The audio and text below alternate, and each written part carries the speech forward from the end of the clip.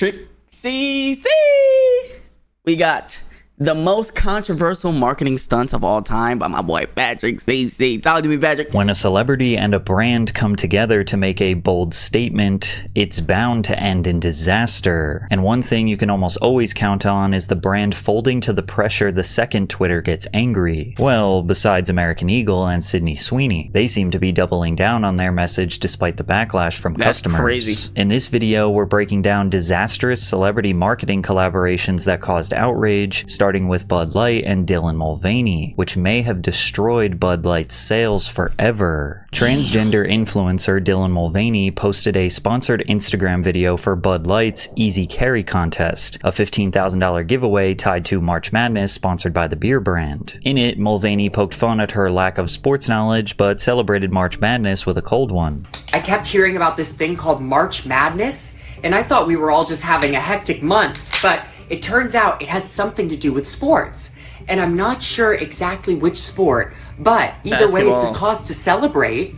Bud Light sent her a can with her face on it. It was a present that was gifted in celebration of her 365th day of girlhood, which was a series she launched as a video diary of her transition, each day detailing the ups, downs, and realities of transitioning to a female. Almost immediately, the sponsorship was met with backlash as consumers disagreed with Bud Light's decision to partner with someone in the LGBTQ community. There also was an assumption that Bud Light was planning on mass-producing cans with Dylan on them, which was not true. It was just a one-off gift. Conservative celebrities and political figures expressed their outrage as they witnessed their favorite beer brand go woke before. Bro, niggas call anything woke if it's against their beliefs. Niggas call anything woke if it's against their beliefs, bro. It's in-fucking-insane. Their eyes. Kid Rock posted a video of himself wearing a MAGA hat and shooting at several cases of Bud Light with a submachine gun, and concluding the message with F Bud Light and F Anheuser-Busch. For critics, the outrage stemmed from the belief that Bud Light, a brand that was forever associated with traditional, blue-collar American culture, was pandering to politics that they did not agree with. And honestly, the critics may have been right, because just a few days after the backlash, the company didn't exactly double down on their choice to work with Mulvaney. Anheuser-Busch CEO Brendan Whitworth released a statement on the company's website writing about the important our responsibility to America, bro. Oh my, okay. Of accountability and taking responsibility for ensuring every consumer feels proud. We never intended to be a part of a discussion that divides people. We are in the business of bringing people together over a beer. My time serving this country taught me the importance of accountability and the values upon which America was founded: freedom, hard work, and respect for one another. Let's take it back. I just want y'all to listen to how fucking stupid this sounds, right? So the issue with Bud Light and why they're losing sales is because they worked with a trans woman, part of LGBTQIA plus community, right? And their consumers are angry because they chose a spokesperson who is part of that community. So they start shooting shit. They start saying, fuck the company. And what does the company say? They taught me the importance of accountability and the values, freedom, hard work, and respect for one another. Meanwhile, your consumers are crashing out in disrespect to your spokesperson. So, how the fuck does this make any sense at all? This response is textbook corporate damage control. Notice how it never once mentions Dylan Mulvaney by name, never addresses transgender rights, and never clarifies whether the brand stands behind its original decision. Instead, it leans on patriotism, heritage, and broad values like freedom and hard work. That shit just doesn't make sense, bro. You can't say respect for one another when the issue is backlash against your spokesperson because the only thing wrong with it is because she's part of the LGBTQIA plus community. That are impossible to disagree with. It's written perfectly vague by neither. And let me make it clear, I have no issue with that community. I'm just saying they're consumers. That's the only issue they have. Neither apologizing nor doubling down, Anheuser-Busch essentially tried to sidestep the controversy while hoping both sides would just read and interpret whatever they wanted from the statement. But the backlash didn't go away. It got worse. Senator Ted Cruz and Senator Marsha Blackburn demanded a formal investigation into Bud Light's parent company, AB InBev. They accused the company of using Mulvaney to manipulate children. Lawmakers accused of creating a faux prepubescent girl persona to intentionally appeal to young viewers. Yo, this is crazy. Key to this allegation is Mulvaney's video diary series, Days of Girlhood, seizing on the word girl to argue that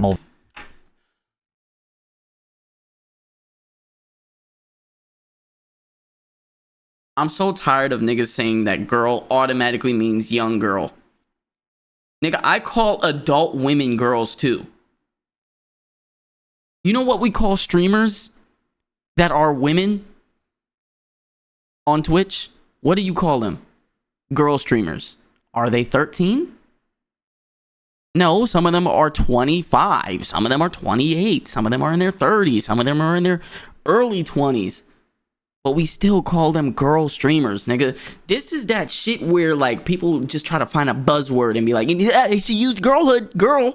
Mulvaney is trying to appear underage herself. Otherwise, she would use the word woman. Ultimately, the logic is airtight. The logic is airtight. The logic is airtight. Investigation was dismissed. It's actually not airtight, bro. That logic is not airtight. Even though Dylan caught a bunch of unnecessary hate because she was just simply hired to do a brand deal, she responded to all of this pretty positively. I grew up in a conservative family, and I'm extremely privileged because they still love me very much. And I grew up in the church, and I still have my faith, which I am really trying to hold on to, right? Which is crazy that people think that gay people can't go to church or have faith. Let's you know, one thing I said, I'm never going to talk about politics or religion on this channel, so I'm just going to skip past this. Now, but I've always tried to love everyone, you know, even the people that make it really, really hard. And I think it's okay to be frustrated with someone or confused. But what I'm struggling to understand is the need to dehumanize and to be cruel. I was nervous that you were going to start believing those things that they were saying about me, since it is so loud. But I'm just going to go ahead and trust that the people who know me and my heart won't listen to that noise. But and the apologies are never as loud as the accusations. The apology is never as loud as the accusation. It's never as loud as the hate. The apologies are never as Bud Light's loud. damage control was not working, so they made the terrible decision of making the CEO of Anheuser-Busch go on morning television, but he refused to answer any questions clearly. Given the moment we're in, this moment in America with trans issues at the top of a Republican social or conservative political agenda, knowing what you know now, if you could go back, would you send this can to this one person again? There's a big social conversation taking place right now, and big brands are right in the middle of it. And it's not just our industry or Bud Light. It's happening in retail. It's happening in fast food. And so for us, what we need to understand is, deeply understand and appreciate, is the consumer and what they want, what they care about, and what they expect from big brands. Here we can see even more classic corporate soulless media training. Look sympathetic, sound unifying, without actually committing to anything. By refusing to either stand behind Dylan Mulvaney or back away from the campaign, Bud Light managed to piss off both sides. Conservatives felt the brand had gone woke and was dodging accountability, while supporters of Mulvaney and the LGBTQ community saw the silence as cowardice, not doubling down on their decision to work with her in the first place. I'm gonna be honest with you, that is pretty cowardice. I think you should always have a stance on something, right? You can't please everybody.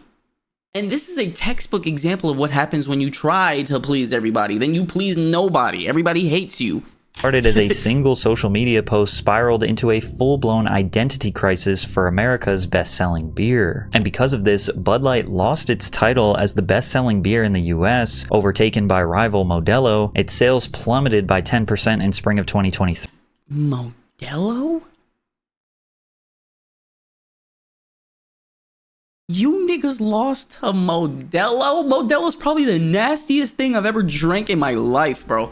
Look, I don't drink I hate beer. I don't drink, right? But I've had a Modelo before. Fucking horrendous. Heineken is decent.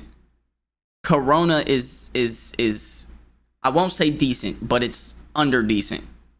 It's okay. But fucking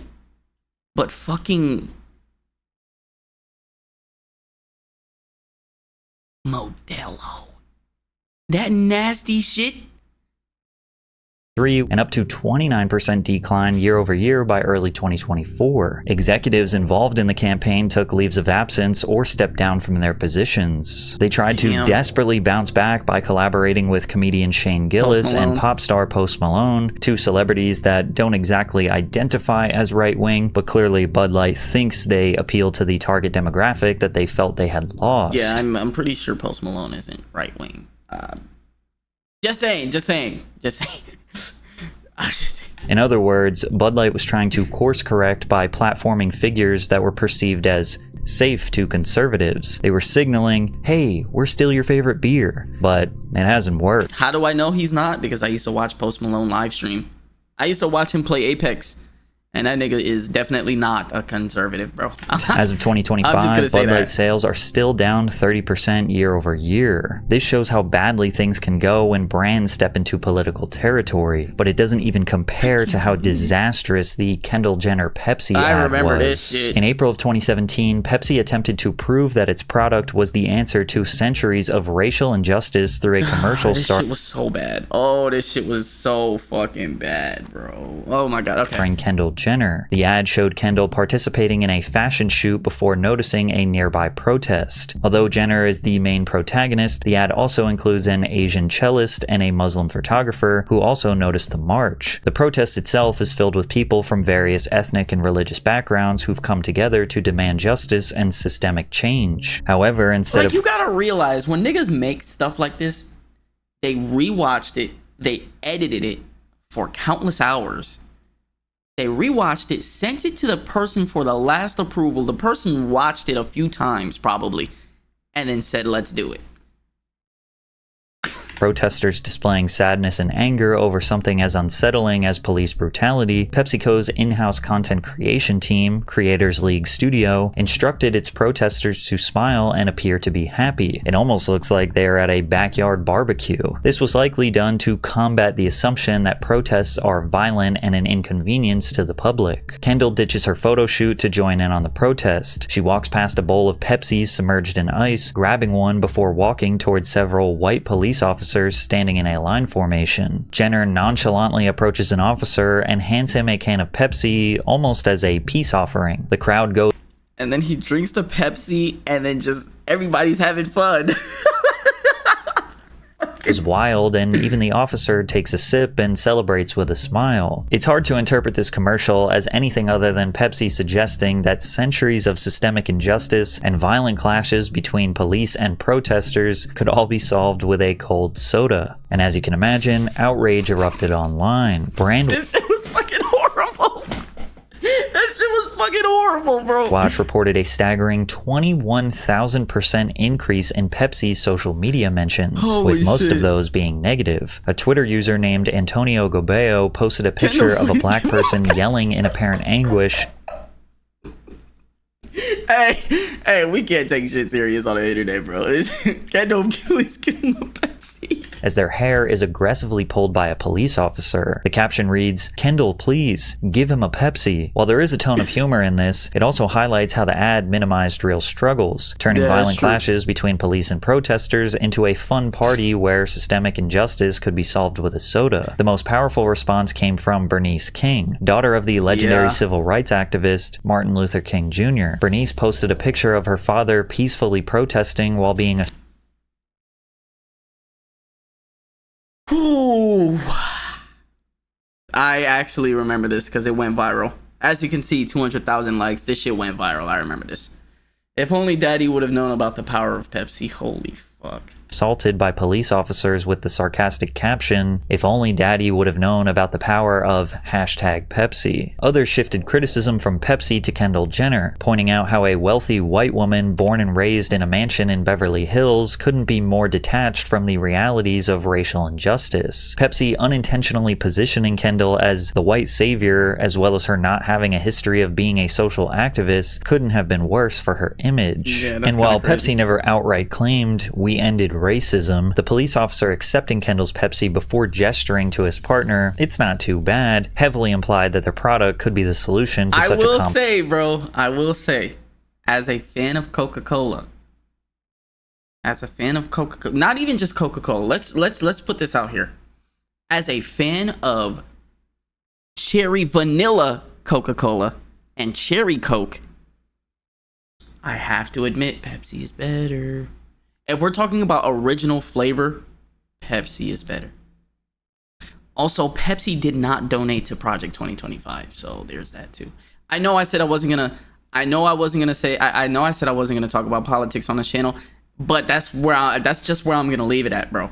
That's just where I'm gonna leave it at. Pepsi did not donate to Project 2025. Complex issue. The ad would be pulled by the company one day after its release, along with an apology. Pepsi was trying to project a global message of unity, peace, and understanding. Clearly, we missed the mark, and we apologize. We did not intend to make light of any serious issue. We are removing the content and halting any further rollout. We also apologize for putting Kendall Jenner in this position. Additionally, it was discovered that 6 people in key positions for the ad's creative team were all white. To critics, this ad was the product of a team that lacked the very perspectives the ad was trying to portray. And that's the problem. If y'all had any black people in there, if y'all had any black people in the executive desk, them niggas would have told you this ad is ass. I kid you right. I kid you not. If you had any of us in the fucking room, we would have been like, this shit is hot garbage, bro. Hot garbage. When no one in the decision-making process has real-life experience with the issues being represented, it becomes much easier to... it doesn't have to be just us. It could be, Asians, Latinos, Muslims, anybody of color. But, I think you would have gotten the best possible ad out if it was one of us in the office. Just saying. Due serious struggles to shallow symbolism. If this is what you were in an going to go interesting for, move, obviously. Pepsi continued to clarify and defend Jenner. TMZ reported that Kendall had no involvement in the creative process and that she took on the project with no knowledge of the marketing vision. She admittedly knew about the storyline when she got the script, but by then things were already a done deal. But this just caused even more backlash because many wondered why it was necessary to apologize to Kendall Jenner. It wasn't just the ad that was tone deaf, but that the company's first instinct was to apologize to the Nepo baby. Instead of apologizing to the community, they apologized to the Nepo baby. All right. Was to protect the celebrity at the center rather than acknowledge the people whose pain they had turned into a marketing gimmick. Plus, she got paid. In a later episode of Keeping Up with the Kardashians, Kendall burst into tears expressing remorse. The fact that I would offend other people or hurt other people was definitely not the intent. Like many of these marketing... And, I know I'm pausing a lot, but I don't... If I'm being real with you guys, let's just call a spade, okay? Kendall Jenner is probably the least problematic Kardashian there is. Kendall Jenner is probably the least problematic, controversial Kardashian there is.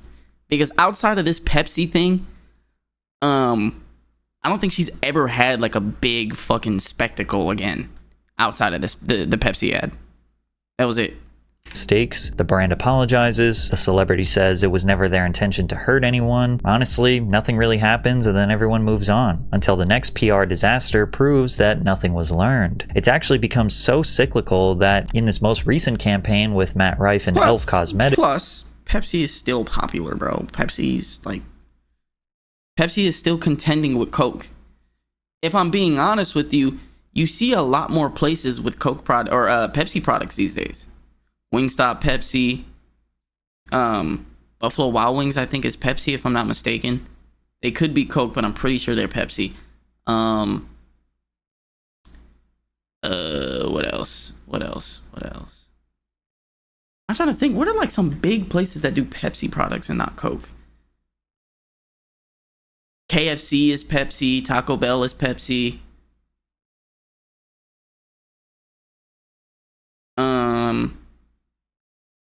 I can't think of many coming to my head right now, but just know there's a lot more places doing Pepsi products.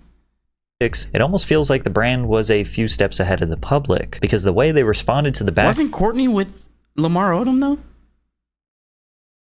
backlash was something we don't see very often. In August of 2025, Elf Cosmetics released their newest campaign titled The Law Offices of Elfino and Schmarns, which featured TikTok comedian Matt Rife alongside drag artist Heidi in Closet. The advertisement parodied law firm commercials. Obviously, that's not Oppenheimer. I'm just satirically addressing the issue of overpriced beauty products. According to Corey Marchesotto, Elf Beauty's global chief marketing officer, the brand partnered with Rife because the comedian appealed to Elf Cosmetics' target female Gen Z audience. His TikTok account is 80% female and 75% under the age of 34, so right in the sweet spot. This is one of those rare moments where the brand is actually honest about why they chose a celebrity. It's not all this hoopla about how he's so funny and that he aligns with their moral vision for the world. It's simply because his audience data lined up exactly with the demographic that they wanted to sell product to. Some people might consider this shallow, but in a world of brands pretending to take moral stances that they don't actually believe in, at least this feels transparent. However, consumers quickly reminded I'd rather you be real than to act like you're nice and then just have like these ulterior motives, bro.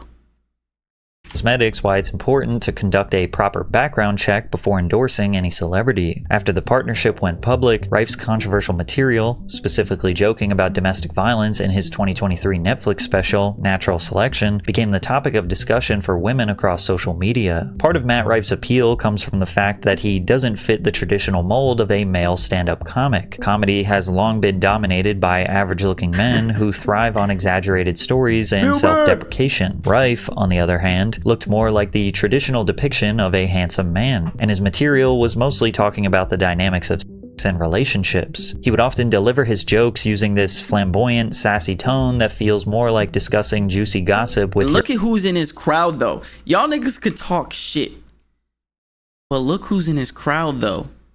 That's a lot of women, bro. That's a lot of women.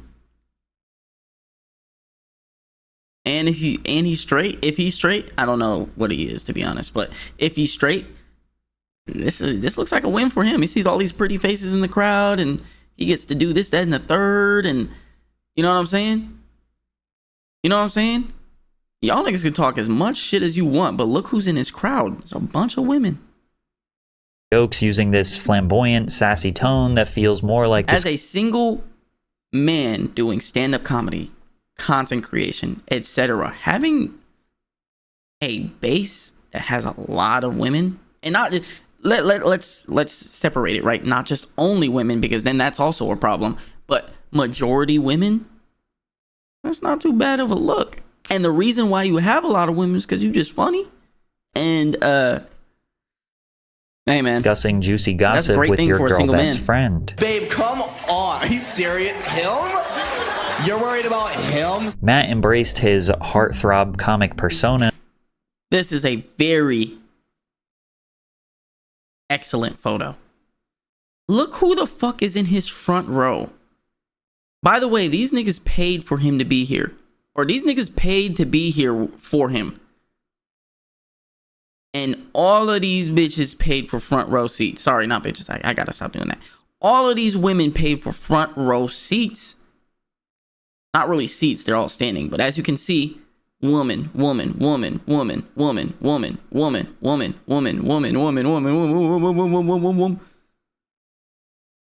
not ugly. They're not all ugly.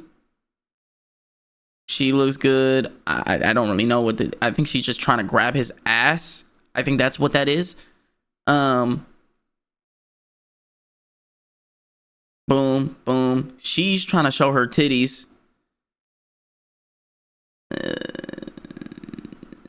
can't see who's directly behind him, but still. And understood that he could gain a niche, diehard fan base if he appealed specifically to women. However, Matt forgot that because of his gender, he had little room for error. During his 2023 Netflix special Natural Selection, Rife got a little too comfortable and made an insensitive joke that reminded his audience he's still just a man. At the very beginning of the special, Rife told a joke about him and his friend that were greeted by a waitress with a black eye. His friend says, "Yeah, I feel bad for her, man. I feel like they should put her in the kitchen or something where nobody has to see her face." Rife replied, "Yeah, but I feel like if she could cook, she wouldn't have that black eye." He added, "I figure we start the show with domestic violence. The rest of the show should be pretty smooth sailing after that." His joke ruffled feathers because he made light of a serious issue that plagues his main demographic. According to the CDC's National Intimate Partner and Sexual Violence Survey, approximately 41% of women in the US have experienced contact sexual violence, physical violence, or stalking by an intimate partner at some point in their lifetime. Elf Cosmetics says on their Elf Cares site that Elf stands for empowering legendary females while also simultaneously hiring someone who makes light of DV. Beauty influencer Nikki Tutorials also spoke out. "You lost me. Matt Rife, out of all people? So disappointed." However, Elf interestingly claimed that they never anticipated any backlash. "There's a big gap between our intention and how this missed the mark for some people. We always aim to deliver positivity, and this one didn't. So we find ourselves in a position where, quite honestly,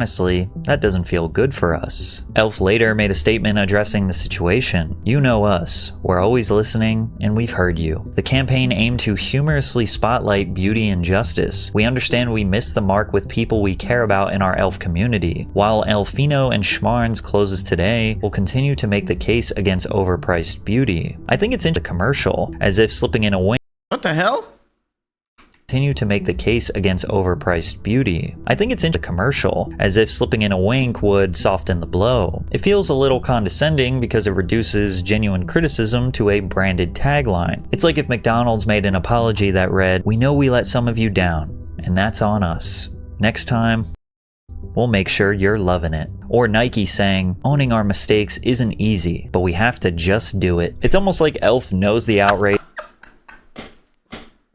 Hey, Patrick, that shit was fire, bro. I can't even lie to you. Will fade, the sales won't dip, and in the end, none of it really matters. But not every brand takes that shrug it off approach. Some go the opposite route, doubling down on their celebrity endorsement no matter how loud the backlash gets. And no example makes that clearer than American Eagle's unwavering support for Sydney Sweeney. In July of 2025, American Eagle debuted a fall denim campaign starring pop star Sydney Sweeney. The slogan that accompanied the campaign read, "Okay, first, I'm not going to say my thoughts on this because it's just this conversation is too diluted, right?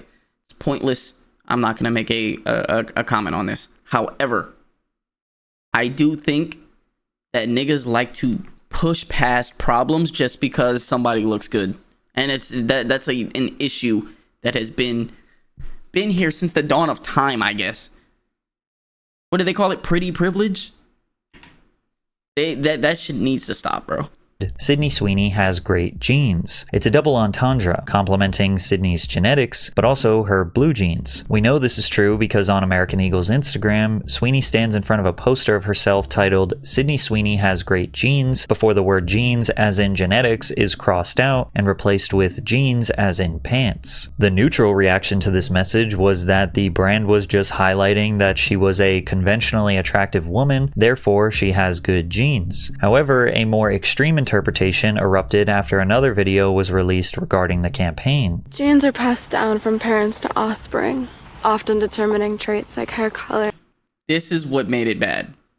Because if they had just kept it as pictures, niggas could have just interpreted it. But then they started this commercial right here. Personality, and even eye color. My genes are blue. Sydney Sweeney has great genes. Some critics interpreted this ad as American Eagle promoting eugenics, white supremacy, and Nazi propaganda. Sydney Sweeney campaign is exactly the reason why we need DE&I in every corporation. Because what happens when you have a bunch of white folk who all look and think the same? Those Sydney Sweeney American Eagle ads are weird. Like fascist weird. Like Nazi propaganda weird. I'm starting to think we're one Sydney Sweeney campaign away from them taking our right to... Who is this? She looks very familiar. Oh, it's right here. Mariah Rose. Is she like a sports analyst or some shit?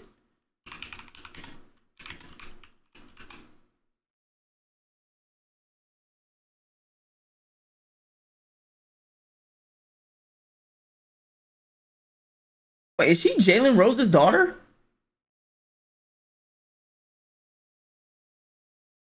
Yeah, she is a sports person. Okay, I know I wasn't tripping. I was like, I think I've seen her at like a round table before.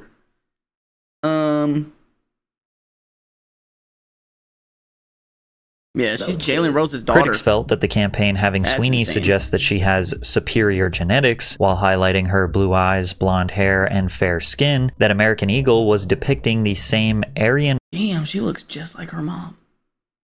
Whoa.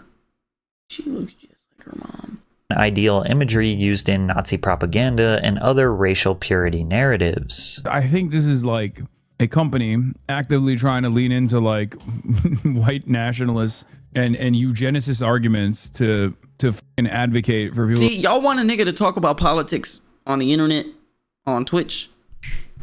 This guy, not me. Purse their product. Doja Cat even chimed in and mocked the ad with a sort of American redneck accent. Genes are passed down from parents to offspring, often determining traits like hair.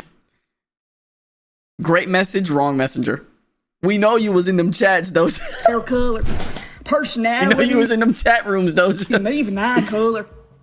My genes are blue. Even Vice President J.D. Vance joined in to share his opinion. Yeah. The lesson they have apparently taken is we're going to attack people as Nazis for thinking Sydney Sweeney is beautiful. And maybe I'm just desensitized to all of this, but I feel like these days, whenever there's backlash of this matter, it just feels like rage bait that neither side even truly cares about. It's just a week-long distraction dressed up as a moral debate. News outlets are salivating over it, not because it matters, but because it's easy, pointless talking points that guarantee clicks and outrage without requiring any real reporting. It's almost like both sides of the political spectrum just get amped up whenever there's a reason to argue about their political ideologies. And while everyone was expecting some corporate sanitized apology, American Eagle posted a statement where they said the ad campaign is and always was about the jeans, as in pants. Her jeans, her story. We'll continue to celebrate how everyone wears their AE jeans with confidence, their way. Great jeans look good on anyone. Weirdly enough, American Eagle actually anticipated receiving backlash. In the run-up to the ad, AE's chief marketing officer Craig Bromers told trade media outlets that it included clever, even provocative language, and was definitely going to push buttons. Essentially,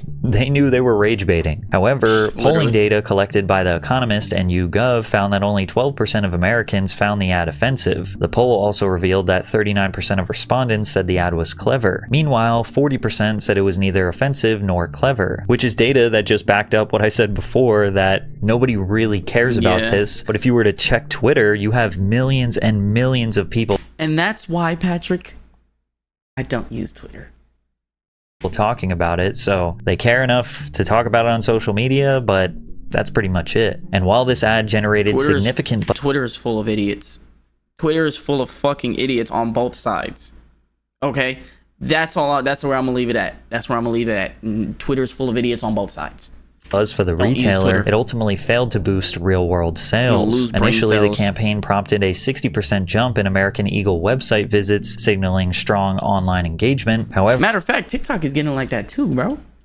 The brand failed to... It's not completely like that, but it's getting like that too. ...see any meaningful increase in market share or sales. Retail analytics firm Pass By revealed a 3.9% drop in store visits in the first week after the campaign launch, following a further 9% decline the following week. However, American Eagle wasn't the first company to use this great jeans double entendre, but the first time it was used will genuinely make you feel disgusted. In 1980, Calvin Klein threw a Hail Mary when the brand featured Brooke Shields in a television ad where she says the famous tagline, "You want to know what comes between me and my Calvins? Nothing." The campaign also included a commercial in which Shields used wordplay involving jeans and jeans. Jeans are fundamental in determining the characteristics of an individual and passing on...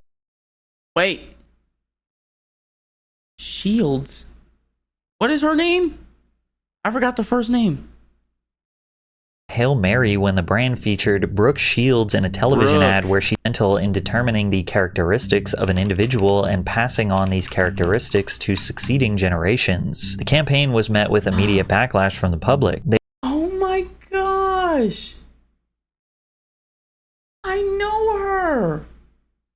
They were upset because they interpreted the tagline, "Nothing came between her and her Calvins," as a sexual innuendo. This was a problem because Brooke was only 15 years old. By 1980, Calvin Klein was already gaining a reputation for being bold, youthful, and slightly provocative, but the brand was still far from competing with the top competitors in fashion. The brand's entry into the denim market helped CK appeal to a broader audience. Designer jeans were starting to emerge as a fashion trend, and Calvin Klein introduced jeans that were marketed as stylish and more luxurious than traditional denim. The brand aimed to target a younger audience who wanted to be seen as cool and edgy rather than conservative and traditional. Calvin Klein seemingly chose Shields because she was young and probably had a younger fan base. Brooke started modeling as a baby. She famously appeared in a soap ad before her first birthday. By the 70s, she was one of the most successful child models in the US, regularly featured in fashion campaigns and magazines. However, people took a strange liking to Brooke after she starred in the 1978 film Pretty Baby, where she played a child prostitute.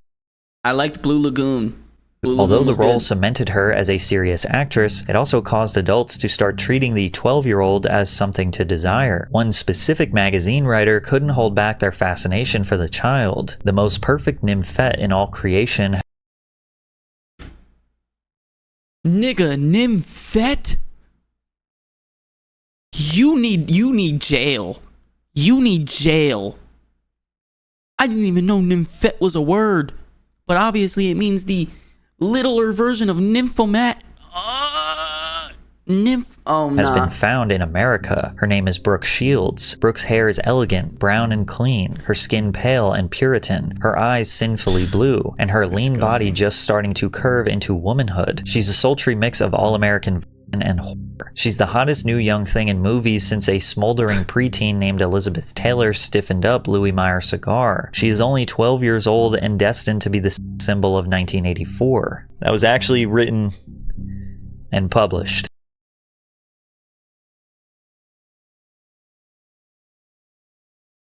Nigga, no fucking way, bro. The release of Pretty Baby coincided with her modeling career, where Shields was starting to appear in provocative ad campaigns. Calvin Klein wanted to participate in the trend, but noticeably crossed the line. Shields appeared in their campaign wearing some tightly fitted jeans and her blouse unbuttoned, purposely done to expose the teenager's midsection. It was attention-grabbing, but perceived to not be too much. After the campaign came out, Brooke wasn't prepared for the extreme backlash that ensued. She said, "I was away when they came out, and then I started hearing that the commercials were being banned. The paparazzi would scream at me and my mother. How could you? It just struck me as ridiculous." As a child, Brooke couldn't interpret these innuendos being fed to her by the predatory adults around her. "I didn't think it was about underwear or sexual in nature. I was naive." Despite the backlash and the campaign being banned from major US TV networks like CBS and ABC, Calvin Klein saw a huge boost in sales. According to The Economist, the ad helped sell 400,000 pairs of jeans in the week following the commercial launch and generated... Look, man, this is exactly what I be talking about.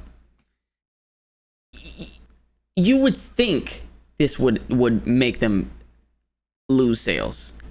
But the problem is there are too many preds, there are too many PDFs, there are too many just sick niggas out there. And it'll just boom. Just like when a young girl that we've known since she was like the age of 10, yes, I'm talking Lil Tay, turns 18 and she makes $1 million in a few minutes. You niggas disgust me. Or when Bad Baby, again, another one we knew when she was young, turns 18 and makes a few million in a day. You niggas are weird. About $12.5 million in royalties by the end of the year, which just proves that backlash doesn't always destroy a campaign, sometimes it helps. Either way, the only thing we can guarantee is that another one is right around the corner. Alright. WVid Patrick CC. WVid.